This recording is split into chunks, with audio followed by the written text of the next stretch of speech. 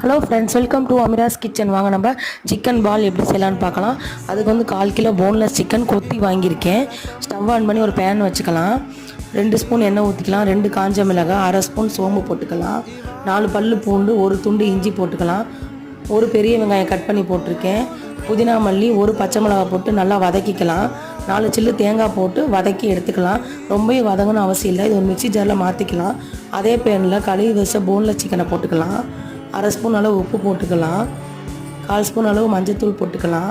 1/4 spoon அளவு chicken masala போட்டுக்கலாம். இது நல்லா வதக்கிடலாங்க. இப்போ நம்ம தேங்காய்லாம் வதக்கணும்னா அதை அரைச்சி எடுத்துக்கலாம்.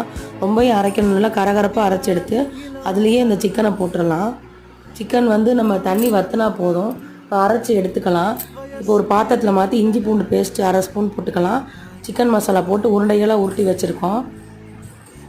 இப்போ அதை வந்து எண்ணெயில்